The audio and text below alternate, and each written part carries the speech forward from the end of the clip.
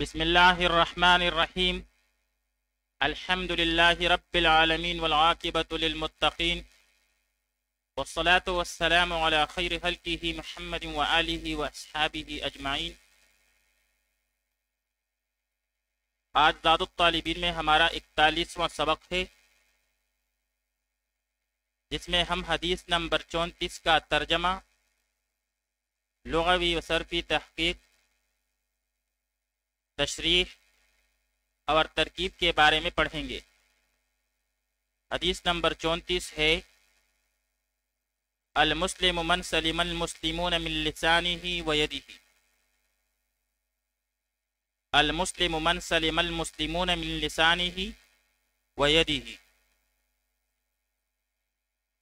المسلم مسلمان وہ ہے، من جو ایسا ہو کہ سلمہ محفوظ رہیں، المسلمون مسلمان، من لسانہ و یدہ اس کی زبان اور اس کے ہاتھ سے۔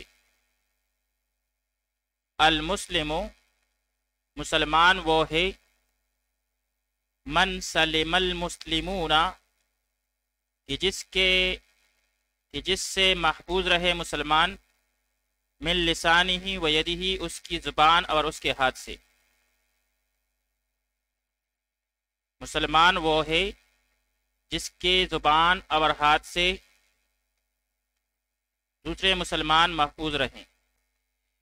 اب یہاں پر المسلم یہ باب فعل سے اس میں فاعل کا صیغہ ہے، بمعنی دین اسلام کا اتباع کرنے والا، اور اس کی جمع المسلمون آتی ہے۔ مجرد میں یہ باب سمع یسمع سے مستعمل ہے، بمعنی چھٹکارا پانا، اور اسی سے السلام ہے، بمعنی ملاقات کے وقت کی دعا۔ اسی طرح اسی سے السلم ہے، بمعنی صلح کرنے والا۔ اللسان بمعنی زبان، اور اس کی بہت سے جمع آتی ہیں، جیسے السنۃ، لسن، لسانات وغیرہ۔ الید بمعنی ہاتھ، اصل میں ید ین ہے، اور جمع اس کی ایدی اور ایادی آتی ہیں۔ آئیے اب اس حدیث شریف کی تشریح پڑھ لیتے ہیں۔ یہ حدیث بہت ہی جامع حدیث ہے۔ امام ابو حنیفہ رحمۃ اللہ تعالی علیہ نے 5 لاکھ احادیث میں سے 5 احادیث کا انتخاب فرمایا، ان میں سے ایک حدیث یہی ہے۔ اس حدیث کے الفاظ پر غور کیا جائے تو عجیب وضاحت سمجھ میں آتی ہے۔ مثلا حدیث میں سب سے پہلے المسلم فرمایا گیا،